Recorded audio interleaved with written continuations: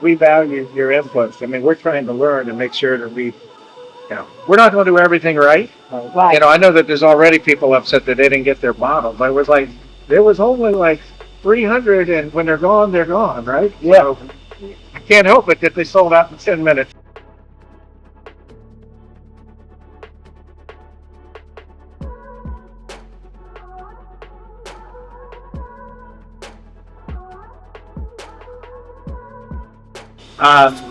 You know, in the family business, we don't have outside investors. It's us and the bank. So, we get up every day like you do, and we got to pay the bills, and this is how we pay the bills. So, when we started the company, more than a decade ago, this is a labor of love. It's really, I mean, it's not something that, it's not a job. This is really kind of our lives. But, our business is primarily contract distilling. I don't know if you know that. So you're enjoying our Southern Star product, and we're very, very proud of that product. That's a very small part of our business. We'd like it to be a much larger part of the business, which is why we do events like this. Our primary business is contract distilling for other brands. So we're a manufacturer. We work with over 150 clients around the world. Unfortunately, we don't get to talk about most of them because under NDA. One new client that we can talk about that we're super proud of is relationship with Brothers Bond. Oh, I'm familiar with Brothers Bond. That new regenerative product that they just released with the green label. That's ours. That's 100% Statesville, North Carolina produced. So, their big thing is regenerative ag. Okay, and we are the only supplier in the U.S. that can actually check that box for regenerative ag.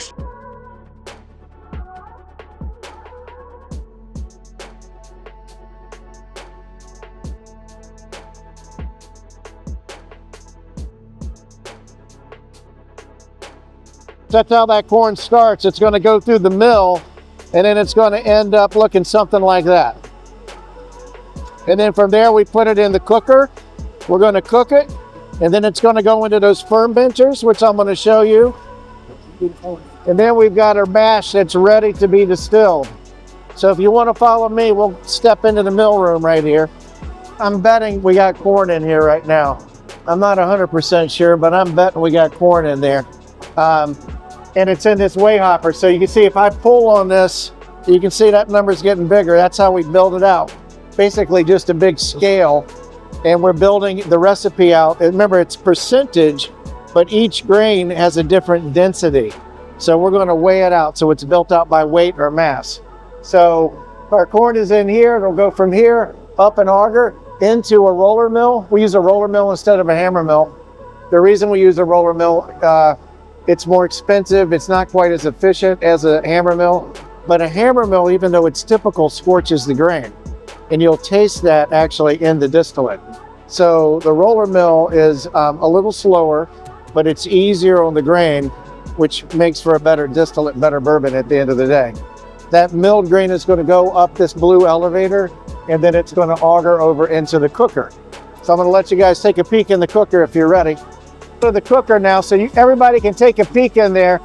There's only about half of a cook left. So we're transferring out of here and into the fermenters. So that material that's in there is about 140 degrees right now. So after we're done with the cook, the reason that we cook the grain is to make those carbohydrates available and accessible to the yeast, right? So the whole fermentation process is yeast consuming carbohydrates and developing ethanol. And ethanol is what we're after. But it also develops a lot of carbon dioxide. That's what's causing all of this movement. Okay? So if you go like this, she got it. Yeah. Yeah. I can always tell who got it. She's the only one. But that's CO2. So what's happening here? The natural process, that yeast is consuming the carbohydrate. It's creating ethanol and a bunch of other compounds, which we'll talk about. But the other main byproduct is CO2, which is venting off outside. And it's an exothermic process. Exothermic process means that it produces heat. Put your hand right here. See how warm that is? okay, it'll actually get hot enough that it will kill that natural reaction. So we have to monitor it and keep it cool. So these jackets on the outside, put your hand on the outside. See how that's cool? Okay, we're monitoring the temperature through this tank, and then the system is automatically sending chill water into the jackets so that we maintain a very, very tight fermentation temperature, okay? If we can control that, then we can control everything else down the process. So a great product actually starts out in the field. A lot of people say, well, why do you grow your own grain? Well, it's not because I save money. I probably spend more money growing our own grain. It's because we're getting a better product, and we're also controlling how it's grown. And if we can control how it's grown, we can control the quality. So a lot of times people will dump a lot of nitrogen on corn late in the season to get it to develop more. But if we put nitrogen on late in the season, it also produces hydrogen sulfides in this process. Now the other thing is that the fermentation time takes about 60 hours, okay? So after 60 hours, we fermented this, it's done, and we're gonna take it over to a beer well, which I'll show you in a minute. But I want you to just taste this. This has been in here for probably 18 hours, I'm guessing, but it's still sweet. You see, it's still sweet. But if you come over here, I want you to taste this one. Find a little bubble. Find a little bubble.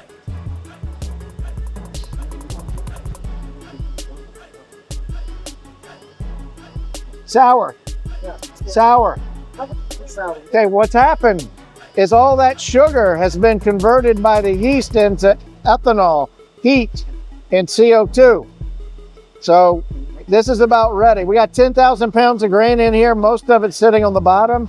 We'll use air injected into the bottom of that to get all that grain in solution. And then we're going to move it over to a beer well. So come on up here, check this out. This is the beer well. The purpose of the beer well is to keep all of that grain in solution. There's a big agitator at the bottom. It's keeping it all mixed up. Don't jump in there. Remember that cooker is about 140 plus degrees right now. Yeast dies at 95. So I've got to cool it down to about 88 degrees. That's called our set point, our set temperature. And I'm going to show you how we do that. But we transfer it through a big heat exchanger. Now, if you put your hand over there on that pipe, it's not 140 degrees. It was 140 degrees about 5 seconds ago. It's now been knocked down to between 85 and 88 degrees. But they're transferring out of the cooker. Once that's done, it'll be up at about this level, and we'll start that fermentation process. One of the things about distillation is that, particularly if you go to, say, Kentucky or Tennessee, they've been doing it a long time, right? And so they do a lot of things the same way because that's the way they've always done it. And we're a little different. We kind of lean into the science side of it. I mean, we try to straddle that tradition, but we're going to lean into the science. So we're really very analytical around here. So we're looking at samples all the time. We got a big analytical lab in here with lots of equipment. We use a lot of automation here. Notice we don't have a ton of people running around. So we love our people, but we want our people to pay attention to the craft. We don't want them spending time doing busy work. When people do busy work, they make mistakes. Mistakes mean inconsistency. So we use a ton of automation, and this system is basically controlling the plant. It's a motor control center. If you look at the numbers on these gauges in here, they're kind of changing over time, and that is basically the system that's automatically adjusting itself to run exactly where we want it to run. We don't set it and forget it.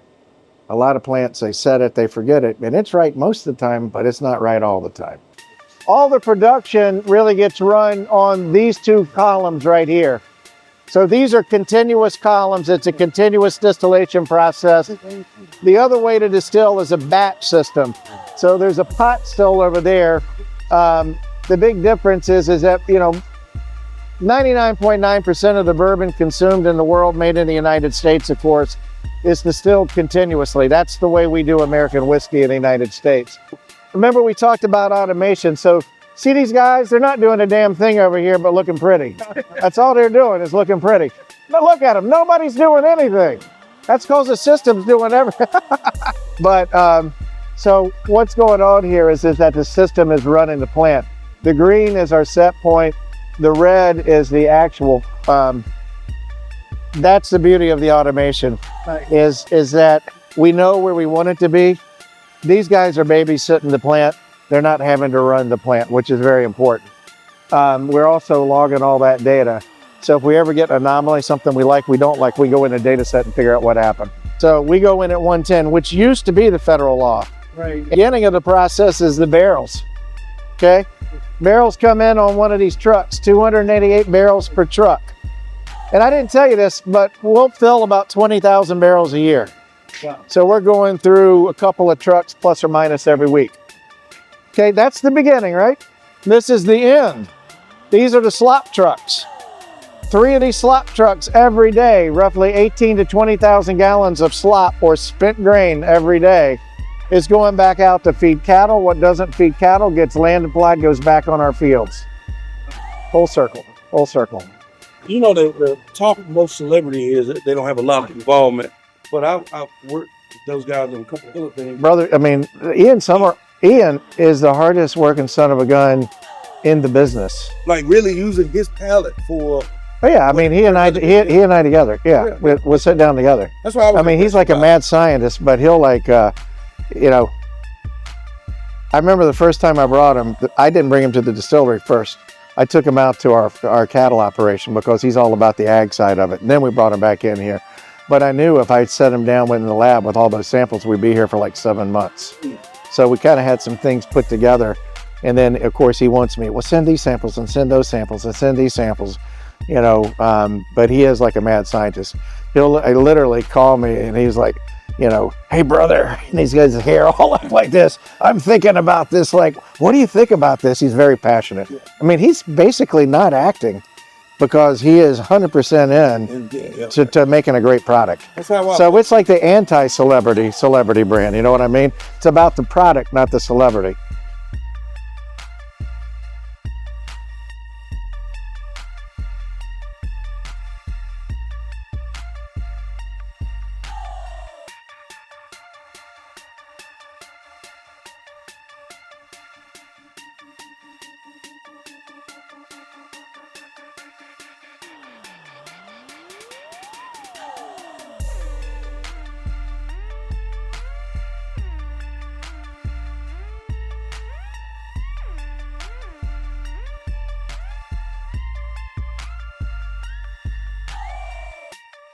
Let There Be Bourbon, and this is just a little more than a year's worth of production, 22,000 in this building. And then we have 5 separate warehouses. So first off, we don't control the temperature actively. We can control the temperature passively simply by monitoring airflow. So North Carolina happens to be just perfect place to age bourbon. We have these really nice hot summers, but they're humid. And because they're humid, we don't get a lot of barrel loss and we don't get too much tannin extraction. And we also have a winter, right? It's cold, right? It's been cold, but it won't be cold long. And so you really need that hot and cold because you want that distillate to move into and out of the wood. Remember, you know, when I was talking to you earlier, I talked about that barrel will make up for a lot of the errors and mistakes in production. That's happening in that char layer, right? So that char works just like the carbon. If you've got a whole house filter system, you know, it's got activated charcoal. It's what's going on in the barrel, right, with that carbon. But if you don't have a lot of mistakes, you don't have to worry about the carbon cleaning it up. And I'm going to come back to that in a minute. A lot of people think that the color and a lot of the flavor comes from the char. Char is inert. Nothing comes from the char. The char is just there to clean up the distillate. All the color and all the flavor comes from what is behind the char. Okay? That's where those natural wood sugars are. And that's why we want it to get cold because, we want it to get hot because when it's hot, all that liquid's going to soak into that layer. We also want it to get cold because when it's cold, it's going to constrict and squeeze it back out. And that's what we call extraction. We're soaking it in and we're squeezing it out. And so we actually use what's called a toasted barrel. we will actually toast that barrel first. There's no char, just browns it just like a piece of bread in a toaster. And then it's on top of that, we'll char it. But we'll typically go with a lighter char. And we can do that because we're not relying on that to clean up mistakes in production. Notice it's not warm in here, but it's not cold either. That's because we have tens of millions of pounds of bourbon sitting in here. So it's this big kind of thermal mass. And so this Rickhouse is going to cycle, but it's not going to get super hot or super cold. It's just going to kind of go through a nice little swing. It might get down to about 40 degrees and get up to about 80 degrees. It's just going to do that nice little swing. The other thing you'll notice is that we've got these aisleways in here, right? So airflow is really important. So we want to make sure that we get airflow in through the stack for micro-oxidation. So we've got vents on the bottom, and those vents are open in the summer, and it's going to suck that air through the stack, so it's going to exhaust it through those top vents. There's a lot of money in these barrels and in this inventory, so we want to make sure that it's protected. Everybody's heard about rickhouses getting struck by lightning and burning down and collapsing due to termite damage. There's no termites here. This is all steel and concrete. So these rickhouses are specifically designed and built using 21st century technology to do aging really, really well. Historically, they were stored on their side, and a lot of people think that's the way it's supposed to be done. And I would ask why. Well, there's not a reason that you should store them on their side. There's a reason they had to store them on the side. And the simple reason is that 100 years ago, forklifts didn't exist. Now that forklifts exist, this is a much more effective way to store. The vast majority of storage getting built today is just like this. If you go on a tour, they're not going to take you through a warehouse like this because it's not as, it's not as nostalgic, right? But most people have been using palletized storage for a lot of years. Now our pallets are different. A lot of people use pallets that are kind of like solid slabs that don't allow for airflow across the heads. Notice these, these are hollow, so it allows for that airflow. This is not a typical pallet. Each one of these pallets weighs more than 100 pounds. So we engineer these and have them built specifically to hold this weight. Got to remember, every one of those barrels weighs about 550 pounds. Ready to go sample? Because I know I am. All right, let's go. So North Carolina is not exactly on the map for the best bourbon ever made. I argue that point. Okay, so I'm gonna... The best bourbon ever made, according to our Super Bowl. Everybody know what our Super Bowl is in this industry? It's called the New York World Wine and Spirits Competition. It's held every year. More than 600 brands every year. And the best bourbon is crowned every year. And in 22, Paragon Single Barrel won the best single barrel. Now, if you win the best single barrel, you get to go up to the best bottled and bond and the best this and that and the other to the best bourbon. Paragon took the best bourbon in 22. So I agree with you that it's the first and only time a non-Kentucky brand has ever won, but we did win it with a North Carolina product. Did somebody get that on film? Okay, I want to make sure. Yeah, there's tons of levers to, aging and grain, and tons of levers that make this science/magic happen. What would you say that you do, or you guys do? You have to pick one thing that steps it up, just because, honestly, y'all are the best producers of whiskey in North Carolina. Mm. And I haven't tried every single thing, but I've tried way more than I should have. Yeah. I'll say And, that consistently. That one thing is attention to detail. It's attention to detail in the barrel selection. It's attention to detail in how we run the distillate. Attention to detail in every step of the process. I'm going to say it more crassly.